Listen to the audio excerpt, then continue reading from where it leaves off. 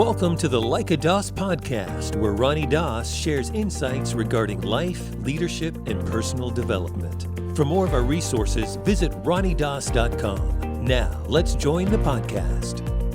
Welcome to the Like a DOS podcast. I have a very special guest, co-host, a man, how we started with this, Mr. Joel Bennett. He is on with us today, who's been, I'm just going to tell it, Joel's been traveling around the world. He has no time for the Like a DOS podcast anymore, but yet he made time today. And so we're excited.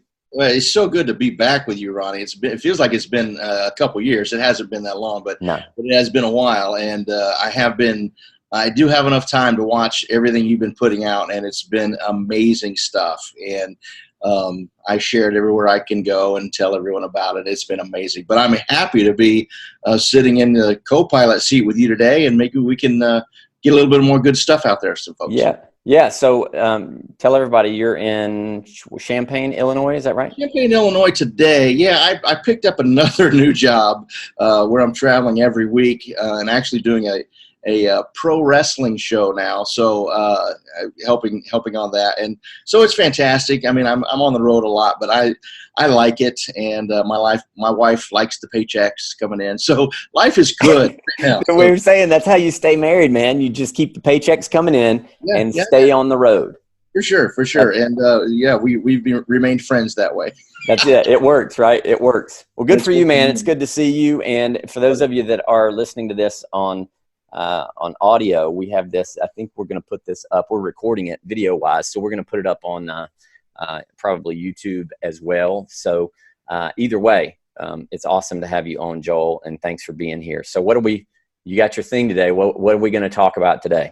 You know what? I've been thinking a lot about this, and I think because of the holiday seasons, which we're currently right now, you might not be listening to this during the holiday season, but that's where we're at. And you're thinking about family. You're thinking about, I know I think about my dad a lot during this time of year, but I'm thinking about work ethic. Mm-hmm. And I didn't have a better example than my father about work ethic and how to do a job, do it completely, do it with integrity, and just never stop doing right. Mm-hmm. And I want to talk to you about that, how we can work on that in our own lives in whatever aspect we're talking about.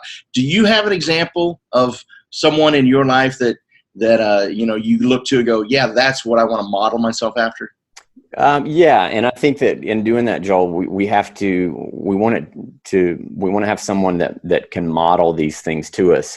I think the important part of it as well is that it's not only modeled, but as we assimilate whatever that work ethic is, as we bring that into our daily routine, we must always be looking to make sure we're creating balance to where we're working with intensity, but we're also resting with intensity, or at least making sure we're taking care of ourselves. One of my models for work and for travel, like how you're traveling, was Mr. Clemmer, who I worked for. And a lot of you know that he was my mentor. I worked for him. And he pushed it. I read a quote the other day that said, hey, it's okay to burn the candle at both ends for a season, because it does give you a very unique and different light for that time. But I don't think we can burn the candle at both ends all the time. And so having someone who can model work ethic is great. And we want to have that work ethic like you're talking about, Joel, with your dad. I had that with my father as well.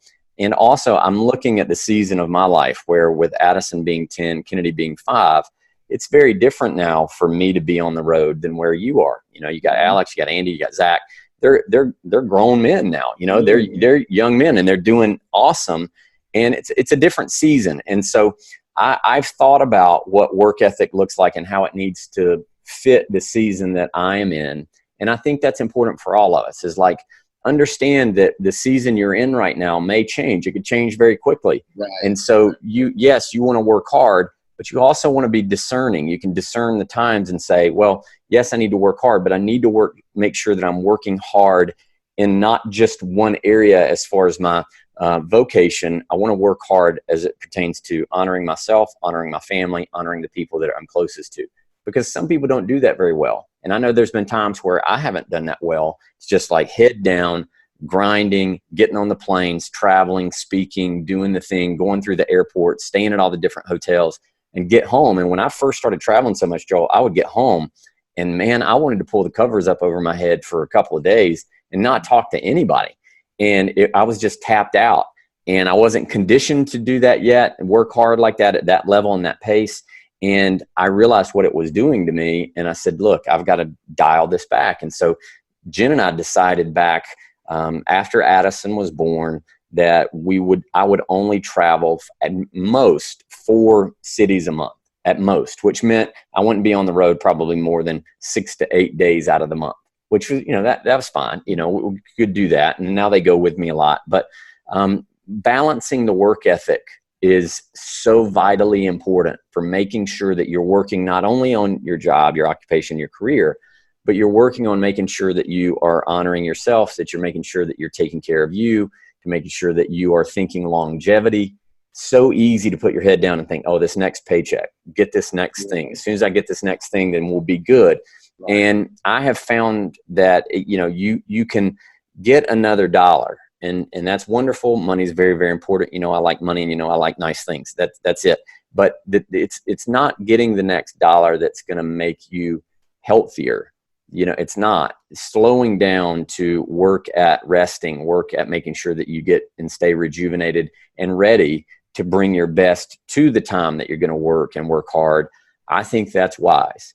And so work ethic to me means a little something different, I think, than many people. Because I think some people think, oh, work ethic, it's get up, grind, sun up to sundown, 5-6 days a week, do the work, and that's it. There is a vitally important part and component to that. But I think that there's also a need for balance in both, and making sure that we're working at taking care of ourselves and our families and those relationships and the foundation of that also. So, yeah. I look back, to go back to the father thing, I look back at my dad when I was growing up. He did what was called a swing shift, and you don't see that very often anymore. But he would work 7 straight days, working 8 to 4. And then he would have a couple days off. Then he'd work 7 straight days, working 4 to midnight.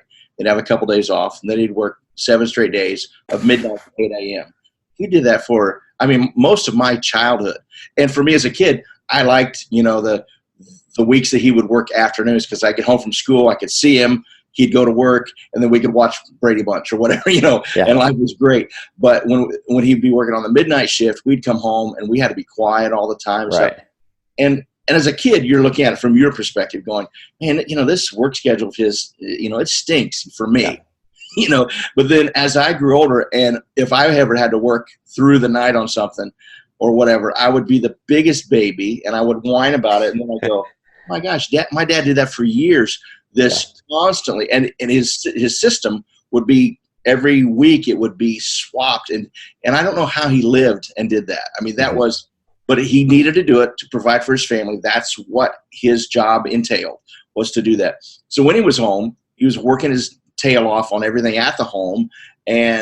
But when he was, and I still am amazed by that. And that was a great example for me growing up. I loved that. Yeah. And there's components, I'm sure, of that, Joel, that you absolutely respect and admire, because look how great it is to, be in a home where somebody's willing to work and carry the load on their shoulders to get things done. People do that no matter what. It's like work, make it happen. That's wonderful. And though there are things in that inspire you, there's other parts of it where you go, if I can make some adjustments and that not be the option or the choice that I give myself to do it that way. We had to do that, Joel. And I had to make a shift in how much I was willing to travel for me, because, we've talked about this before. Tuesday night, speak at a city, Champaign, Illinois, let's say, Tuesday night. Wednesday night, speak in Detroit, Michigan. Thursday night, speak in Fort Lauderdale, Florida. And it's like, it would be crazy. And there were times and seasons when it was like that. And Jen and I were newly married. I didn't have those types of legs. I hadn't flexed those types of muscles in myself yet to be able to kind of dial it in and stay really grounded and connected as I was doing that. It just wore me out. And so we had to make some adjustments to that. It's not that I wasn't really excited about what I was doing, but there's just certain things that you see and go, you know what, that might have worked for him or for them, but that's just not going to work for me. And I think that saying no to certain things or having things look a certain way, saying no to that allows you to say yes to different and maybe better and something in the future that you feel better about, and you produce a better, I think, product or service that you're giving people. Yeah, exactly. And you talk about saying no. That is important. You have to learn to be able to say no, because a guy that'll say yes to everything that a boss asks him to do or whatever, you can get burned out and you could be gone. And you'll be gone. And then you leave your family with nothing. So you have to be able to manage that. And I think as we get old, as I've gotten older, and I imagine the same for you, is that you go, you know what, I'm weighing this, and spending an afternoon with Jen and the girls is priceless compared to getting to go to Seattle and speak for somebody, whatever that can be. Same thing for me. This season, I was booked on 3 different Tennessee Titans games, and as I looked back at my schedule, I went, wait, those are just one-day games. I can say, I can say no to those and then have a Sunday that I can spend with my wife. We can go to church. We can have lunch. And I need to do that. I need to make those things and write those things down, not just, not just in my head, but on the calendar. Make it a point and work smart. And this part of me working smart is saying no. That's part of working smart. Yeah, I think what we'll wind up doing, and I think this is something everybody listening can hear and maybe have heard it before, but I think it's important to remind people that, you spend your life trying to make money, but when you get to the end of your life, you spend your money trying to get some life or some, your health back. And so balance is, I think, the key to it. And as I've said before, balance is not found, it's created. If you don't make the time, you don't find the time. And so writing it down and saying, this is what we're going to do, making time for, all of what matters. I think sometimes we can get caught up in this idea, Joel, that if I bring bags and bags of cash to my wife and to my kids, that will make me valuable and that will make me loved and they will think I'm the greatest. And, I think we can get caught in that. And I think that's much of what our society kind of breeds, is that you need more, you need bigger. We live in Scottsdale, bud, right up the street. There's 15, 20,000 square foot houses built into the cliff. And you look at that and you're like, man, what do these people do? This is incredible. And there's this thing going, when you live in that house, you'll finally be enough. That'll mean you've done it right. And I think, think about how that is so not true when you hear stories of a family or an individual within a family that gets left with some trust fund that's some exorbitant amount of money. That doesn't ensure that person is going to have a healthy life. It doesn't mean that they're going to be grounded. It doesn't mean that they're going to be well-rounded. It doesn't mean that they're going to be strong in relationship, strong in their health.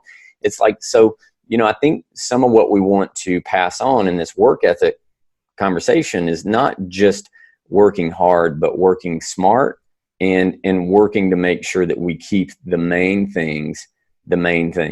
And that means sometimes you have to say no to family. There have been times where I've gotten on planes when I was like, man, I would much rather be home, but I love what I do. And, there's times where you might call it a sacrifice or an exchange. Those are times when those have to be made. Mm-hmm. But at the same time, if you're not careful, you wind up making withdrawals from yourself and your own being to go out and grind to get something done.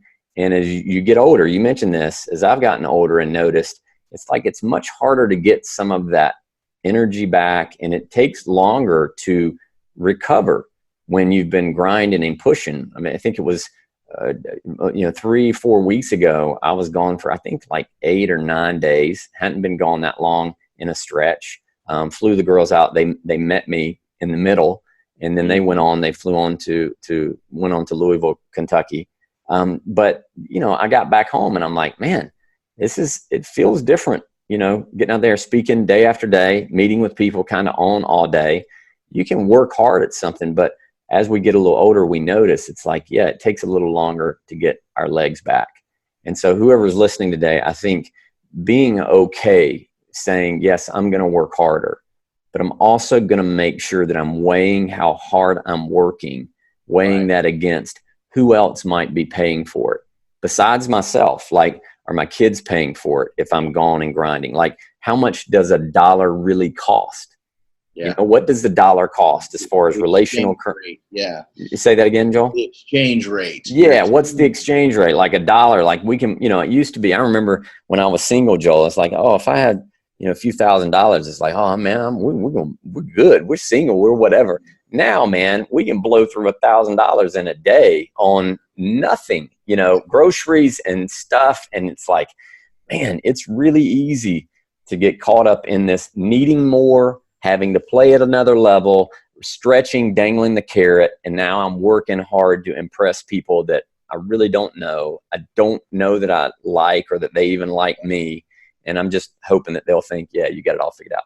So anyway, that's the work ethic component. This kind of took a little shift and spin, but I think it's important for us to keep that in balance also.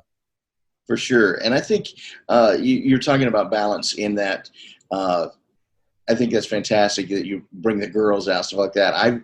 I've been working on Christmas Day, and this will sound stupid to most people listen to this, but I've worked Christmas Day like the last 6 or 7 years, and it was an exchange because the money was fantastic, but I started bringing my family to my Christmas Day work, and the last 4 years we've spent Christmas in New York City. Yep. Which is fantastic for Christmas. Right. But I brought my family, and ESPN paid for that. Yep. So in a sense, they paid, my trip and my hotel room. So I just add on to that to bring them. And we've had some fantastic memories. So the exchange there was, a little different than normal, but you can find that balance. You can find, where you can still grind, but at the same time, hey, wait a minute, if I plan this right, if I write this down right and move in the right direction and work with my family, I can have some amazing memories. And that's what's important. That's what you're working for. Yep. Set that example for the next generation, and to, make the money to take care of the kids and all this stuff and all the house and everything. But at the same time, make those memories that last forever. Yeah. And, in investing in creating the memories versus just, buying the possessions and so forth. Right. So neat. I think that's one of the things that, yes, you've done that so well. We've done that work to do that. And, there's a time where that is not the option when you're just getting started. There's not a whole lot of margin, but after you stay in it, you work hard, you create a good product, a good service. Things start to, what you bring to the table, you get better at that. The resources that people offer you for bringing your services to the table, that increases. You're getting better. Your pay is getting better. The resources and the margin you have is better, and you can include people and making it inclusive. So work ethic, for me is like, okay, I'm going to work hard at this, but I'm also going to figure out how we can do this together as much as possible so that we're creating, memories and experiences. And for me, that's really been the focus. And I think that makes really a healthy dynamic for everybody. And then people, everybody's excited about, doing the work. The family and I were leaving in March. We're going to Florida. We'll be near Orlando. So we're going to obviously do Disney, make it a Disney deal. Kennedy's birthday is in March. And so it'd be like her birthday trip. But these kind of things, working smart and working hard at the same time, it makes all the difference. So, yeah. I think too that I think you touched on this a second ago. It's not always possible. And I know when I first started my career, and I've been in my line of business for, really 25, 30 years, in the direction that I've been going. And there's the beginning, I was not in a position that I am in today. But how I got to where I am is by taking care of the details. Right. And when I'm working a high school football game, if I work my tail off and do it right every time I have a choice to make a chance to make the right choice, I make the right choice. Mm-hmm. And I pay attention to the details. Then that paves the way. If you are lazy, if you aren't trying to be the best person in the room for the job, and to where your bosses go, yeah, I want that guy on my crew, or I want more from this person. That's where you'll get stagnant. So you have to make those right choices, no matter what the level is, no matter what the job is, no matter what the hours are, make those right choices and go, hey, this is worth it. This is worth it for me to make the right choice so that I can take the next step.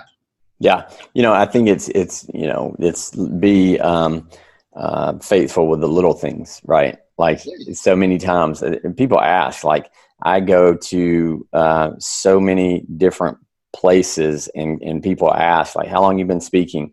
How many people have you spoken in front of? Anyway, like, yeah, thousands of people at a time. Like I've done that. Sure. It's great. I've been able to talk at Fortune 100 companies and, big, events and venues. But nobody really wants to hear about the times that you go talk and there's 5 people or 7. Yeah. And, you never know. You never know who's there. You never know anybody. And so whoever's listening, no matter what your product or your service, work hard to create a product that stands out, because we live in a world now where mediocrity, like so many things smell of mediocrity, like they just do. And, Joel, we've talked about this before. For me, going to speak somewhere, I didn't care about where I went to speak the first time. I didn't care if I got invited one time. It's nice. It goes on your resume. But my goal was don't get invited once, get invited back. Right. I want to know where I get invited back. And fortunately, we've been invited back everywhere. And still, I think that's because we do pay attention to the details. We do focus on creating, every time I'm in the room speaking, the best experience I can create. I pour everything I have into it. I put my heart into it, and I don't take it for granted. And I think over time, no matter what a person does, if we have that type of work ethic and that standard for ourselves, that we're going to give something and we're going to, shine the apple a little better than maybe our competition does by just not focusing on our competition, just focusing on being as good as we can be at what we know we need to do and taking care of the details like you're talking about. Over time, you do get better. And over time, you increase the odds and the chances of you being really successful and getting invited to greater, have a greater client base, a stronger, network of people around you that believe in you, that know you, and that like you. That comes from hard work and consistency. You don't build great relationships with the people that you're getting asked to go work with. You don't do that. It's not a fly-by-night deal. Like if you look like the type of person that's just trying to drop in and get what you want and then get out and that's it, and you're not thinking about anybody more than that, over time, it's not going to take long. And people are going to pick up on that. And they'll see that you're not really thinking about big picture with these people. Yeah. You're not. You're thinking about you and yourself, and your work ethic is really only centered on what you can get. And I think as we mature and grow up some, we're willing to work hard and do more than is asked, do more than is expected, more often than is expected. And over time, people go, yeah, you can count on Joel. You can count on Joel to be there. You can count on Ronnie. If Ronnie shows up, he's going to deliver. And, I've gotten feedback from some big companies that have said, hey, look, you deliver every single time. And, that's neat. That's all you want. And you want your family saying the same thing. Yeah. You want your family going, you know what, you're here, you're present, you work hard, you do what you said you were going to do.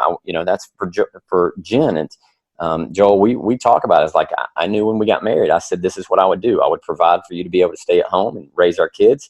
I didn't know exactly how that was going to happen, but I was going to do it. And that takes a focus and an intentionality and a work ethic. And I think we all can show up in whatever our respective roles are and do that. Yeah. And I think you have to work where you are wanted. You have to work towards being wanted. Mm-hmm. And you have in yourself, you want to be wanted, you know what I'm saying? Yeah. You want the people that you work, or the people you're trying to work with, the next level. You want them to go, yeah, that's the guy I want to pick for my team. Mm-hmm. So on whatever level you're at, if I'm working a high school football game, I'm going to try to help this guy, that guy, everybody, to try to make this team the best team that I have around me. And sometimes it's a different team every week in my life. But right now, I have almost the same teams. No matter if I'm working the Pro Bowl riding or working wrestling or whatever I'm working, it's the same group of people nearly every weekend and things. And we've built a family in that and a rapport in that because we lift each other up and work with each other and help each other and bail each other out if we have to. And I think that's part of it too, that we have to think that our work ethic is, again, what you were talking about, where it's not an individual thing, but you have to think about others too, so that you can get to the next level. Because when you just think about yourself, it will fail. It'll burn out. It'll, like, you'll burn that candle at both ends. Yeah. And you keep making withdrawals from something. And at some point, if all you're doing is making withdrawals from a relationship or a job or, what you're doing, your career, if you're making withdrawals from everybody and not making real deposits and giving, your best and more than you have to, over time, you keep making withdrawals, you wind up empty. And I think sometimes people have very empty relationships that they're, John Wooden talked about, if all you have is loyalty that's as deep as a dollar bill, ultimately as thin as a dollar bill, you're not going to have a championship team. And over time that, you said it earlier, it's like, lazy. If you're lazy, I've said it before, you've heard me say it, is that lazy leaves clues.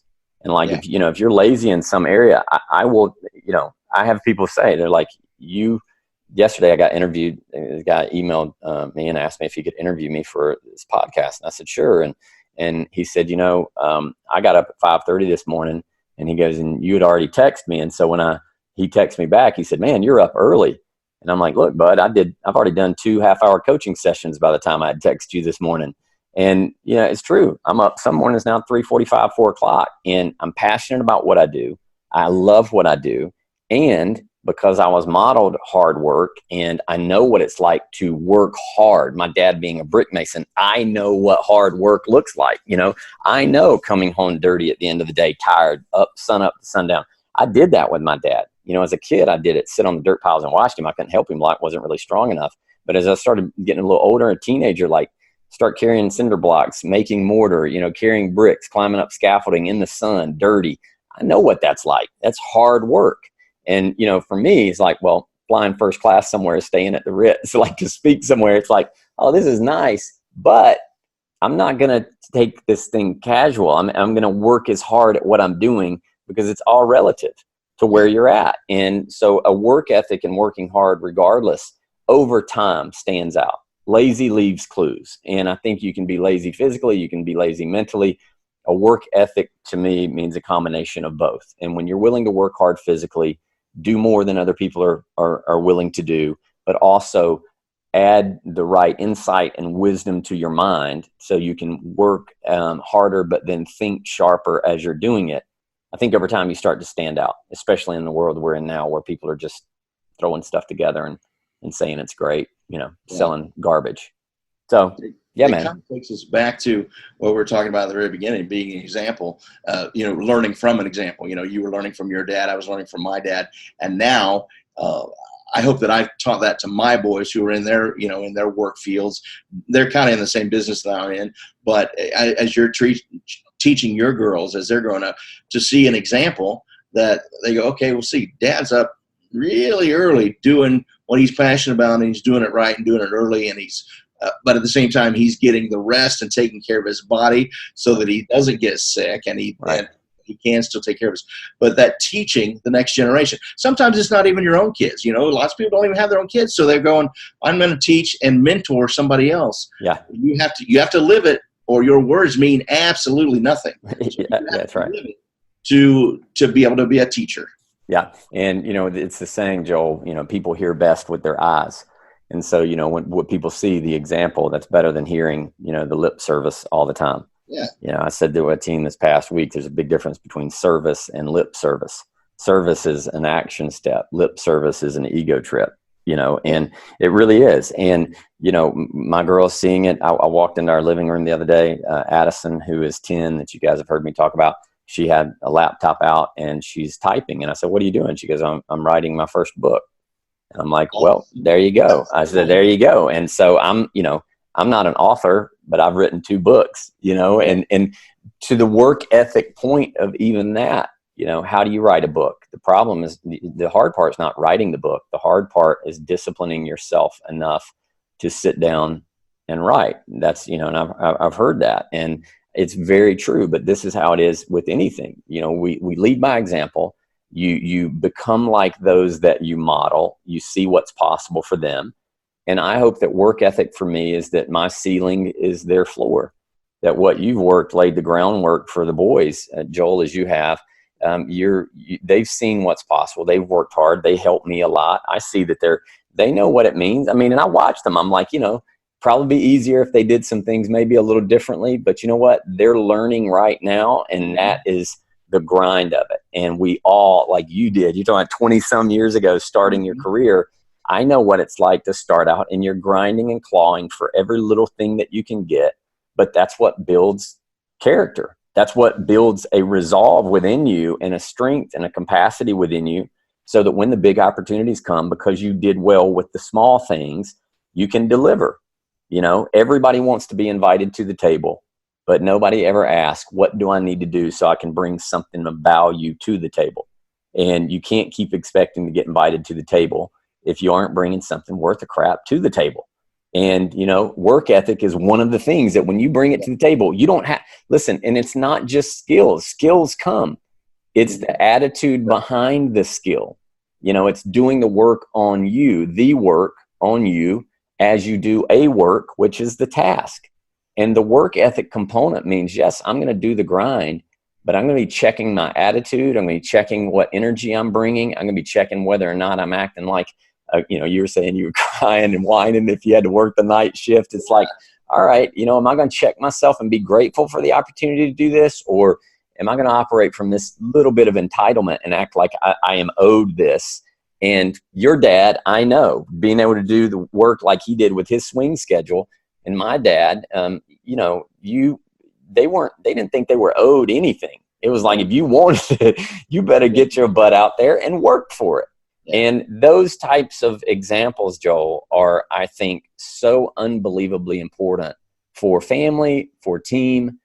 And lastly, and we can close with this. I know we've gone long enough, but lastly, what work ethic does is the question that I have gotten asked many times. How do you grow your confidence? Because you seem very confident. I just spoke at an event a few weeks back, and I came home and I got a message from someone that said, you know, how do you do it? You walk in and you just kill it, and you stand there like in authority, like you know what needs to be done and what needs to be said. How do you do that?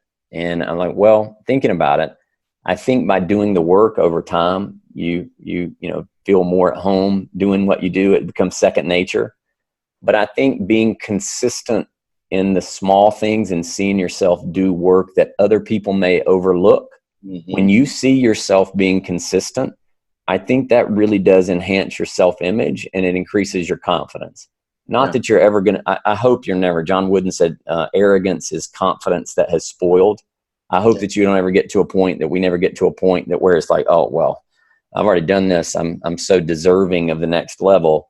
I don't think that we ever want to be there, but I think that when you do the work consistently and hold yourself to the standard by the examples that you've seen, the good examples, I think you become more whole, and I think you become more grounded. I think you become more certain that you can deliver, and not just at work, but deliver for your family, deliver in relationships with your friends, you know, and your capacity is expanded. And over time, I think that's what we want to do. We want to do good work, but we want to become something good, something better than we've been. And work ethic will do that for you. I will. And people that refuse to work, I think they miss out on the result that could have been produced. But I think what they miss out on most is seeing themselves doing something that maybe before they didn't think they had the capacity to do. And work ethic and deciding to work hard and having some people around you that can motivate you to work hard, get some books and read people. I mean, look, I got this one right on my desk right in front of me right now, Joel. This one, Tribe of Mentors by Tim Ferriss. Interviews of people who crushed it and doing what they're doing, and reading stuff like this every day. It's like it gets you out of the box of what you think is normal. And when you hear people and see people that are crushing it, making it happen, you don't have to do and make as much money as them, and might not have the exposure and influence they have, but you can look at that and then weigh it against how you're showing up every day. And it can give you a better, I think, opportunity to go beyond what maybe your self-imposed limitations have been. So awesome stuff today. Fist bump right there. Fist bump through the thing, dude. So good to see you, man. Thank you for being on today. Awesome. I loved it. Yeah, awesome. Guys, thank you so much for being on. If you're hearing this and you want to be at our event, it's our Emerge event on the 13th of It's actually next week, December 13th, Friday, Tempe, Arizona. We're doing that. We've got people coming in from a few different states. We're excited. It's going to be a great day. You can email my office, info@dossteam.com, if you want a registration link to be at that event. But guys, we appreciate you and appreciate you being on. If you got anything out of this today, you think somebody that could maybe create a little more balance in their life or wants to be a little more inspired to go do what they're doing and do it better, share this with whoever you know. That helps us. Our downloads are jumping up, and it's awesome. And so we're excited. Thanks for being on. Glad we could speak into your life today, and we'll talk to you very soon. Take care, guys.